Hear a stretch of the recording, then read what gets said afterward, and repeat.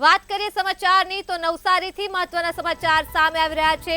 સરકારી કચેરીમાં જ ફાયર સેફટીના ધાંધ્યા જોવા મળી રહ્યા છે।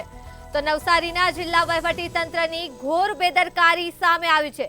સેવા સદન સરકારી કચેરીઓમાં ફાયર સેફટીનો અભાવ જોવા મળી રહ્યો છે। તો ફાયર સેફટીના સાધનો એક્સપાયરી ડેટના પણ જોવા મળ્યા। તો નવસારીથી સમાચાર સામે આવી રહ્યા છે। સરકારી કચેરીમાં જ ફાયર સેફટીના ધાંધ્યા જોવા મળી રહ્યા છે।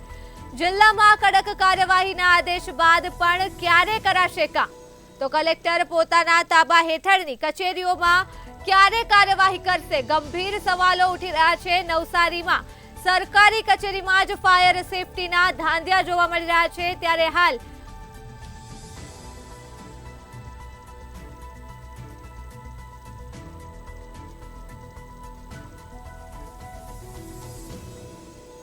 તો આ મુદ્દે જ આપણી સાથે સંવાદદાતા ઋષ્યંત શર્મા જોડાઈ ચૂક્યા છે। જી ઋષ્યંત, નવસારીની સરકારી કચેરીમાં જ ફાયર સેફટીના ધાંધ્યા જોવા મળ્યા છે, શું કહેશો?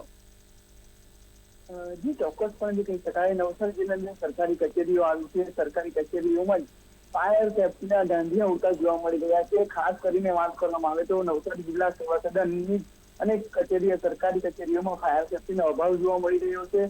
સરકારી બહુમાળી ઇમારતોમાં આવેલ અનેક કચેરીઓ ફાયર સેફટીના સાધનો પર ડેટ પણ પતી ગઈ જોવા મળી રહી છે। ત્યારે જિલ્લા તિજોરી કચેરી, એનસીસી કચેરી, મત્સ્ય ઉદ્યોગ કચેરી, પાણી પુરવઠા કચેરી, બાળ સુરક્ષા એમ કરીને કેટલીક અનેક કચેરીઓમાં પણ ફાયર સેફટીના સાધનો તો લગાવવામાં આવ્યા છે, પરંતુ તેની જે એક્સપાયર ડેટ તે પૂરતી પતી ગઈ છે જે સામે આવી રહ્યું છે। ત્યારે ચોક્કસપણે કહી શકાય છે નવસારી જિલ્લા વહીવટીતંત્ર છે કે જે જેમ ઝોનો છે કે અલગ અલગ જે મોડો છે તેમાં જ ચેકિંગ કરવામાં હાથ ધરવામાં આવી રહી છે, પરંતુ પોતાની જ કચેરીઓમાં જયારે ફાયર સેફટી હોય અને એને ડેટ પતી ગઈ હોય ત્યારે સરકારી કચેરીઓમાં જે લાગેલા જે સેફટીના સાધનો છે તેને પૂરતું ધ્યાન આપવામાં નથી આવી રહ્યું। ત્યારે ચોક્કસપણે કહી શકાય જિલ્લામાં જે કડક કાર્યવાહીના જે આદેશ કરતા કલેક્ટર પોતાના તાબા હેઠળની કચેરીઓમાં ક્યારે કાર્યવાહી કરવા હાથ ધરવામાં આવશે તે જોવાનું રહ્યું છે।